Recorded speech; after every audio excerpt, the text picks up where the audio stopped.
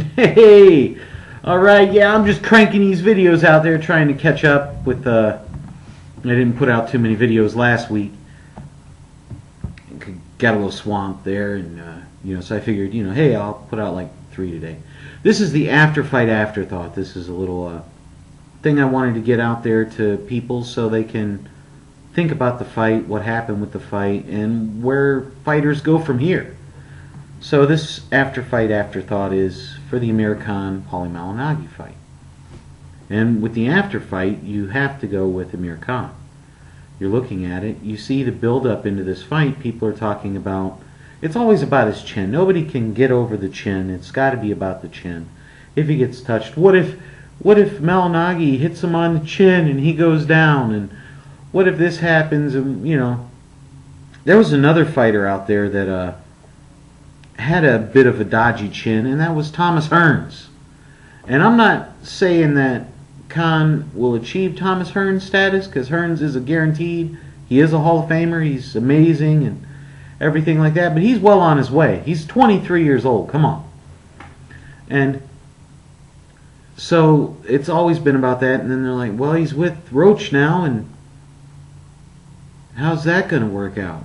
And then the people throw out the Malignaggi speed and his experience and how he hung with Cotto and how he did all this, and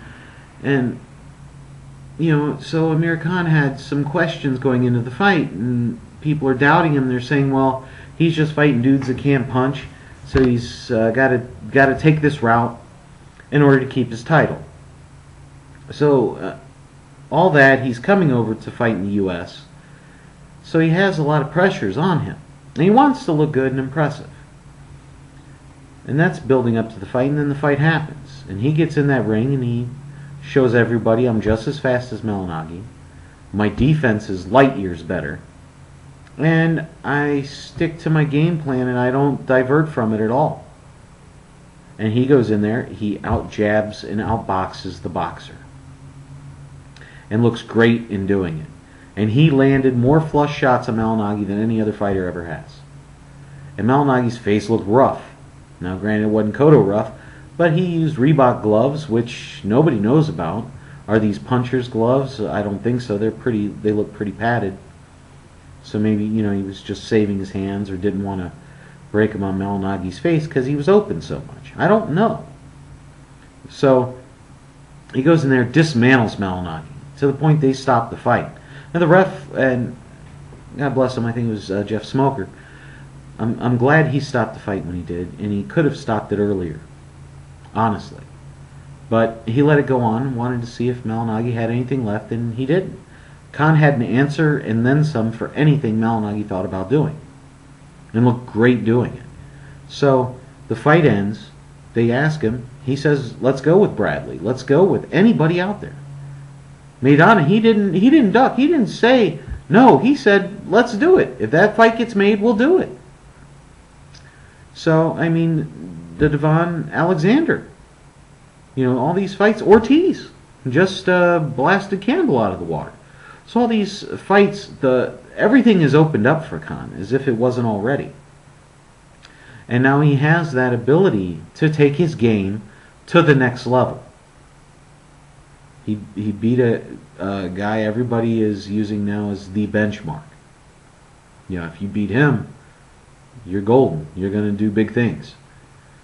So we switch over and we go to the Afterthought with Paulie Malignaggi. And the sad part is for his style, maybe the age doesn't go well with the style. You've got to be fast. You've got to have movement. And if you're going to hold your hands at your waist, you have to incorporate the head movement and body movement in there in order not to get hit. And Malignaggi didn't do that. Now, was that because Amir Khan was that fast? And that's very possible.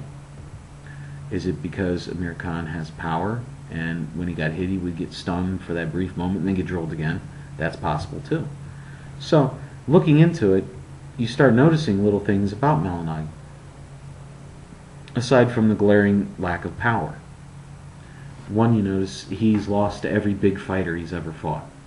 The A-list fighters, or A-plus A-list fighters, he's lost to. He lost to Amir Khan. He lost to Miguel Cotto. The Diaz fight was kind of a bullcrap one. And he lost to Hatton. I would have Hatton more of an A, almost A- kind of fighter. So, when you see all this, it's come down to, where is Malignaggi now? Where does he go from here? He can't beat any of the top guys. I'm going to say that right now. Okay, let me stop myself. He's got a shot maybe with Ortiz, because he can outbox him. But I don't. That'd be a close one. Alexander blows him out of the water. We already saw what Khan did. Bradley, I think, is slick enough and experienced enough to take him out of the water. And Maidana, I see that as like another almost Cotto kind of deal with him.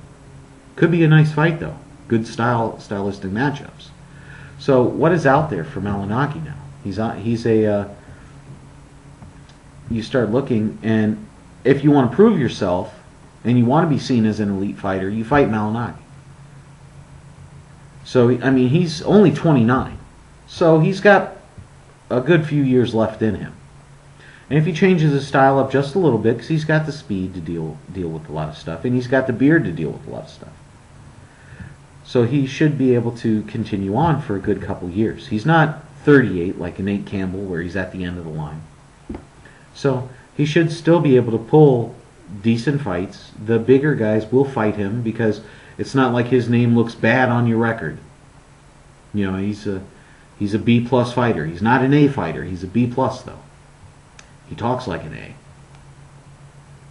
So that's where we're at now with Malignaggi. He came into the fight thinking, I've got a shot at this. I'm going to outbox him. I'm going to do all these things. I'm going to show everybody that I deserve to be in the talks with all the title fighters. I deserve to be up in that limelight. I deserve this. I deserve that. And, you know, I can do it without the power. And he couldn't. So that's Malignaggi now drops down to that rung. He's the gatekeeper. You get by him, you got your title shots guaranteed. You're an elite fighter if you get by him. But that's his not his legacy, but that's his status from here on in. He'll get the fights. He'll still get good fights. Don't get me wrong. The bigger fighters will still fight him because he's a name, and they're not worried about the power. They just have to deal with the boxing, and it looks like he's going to have to modify his style in order to keep that going too. So that's the Afterfight Afterthought. Let me know what you think, how you saw the fight, what you thought about it. Give me some of your opinions. Comment, rate, subscribe if you like it. All right. Well, hey, this is Bigragu. I'm out.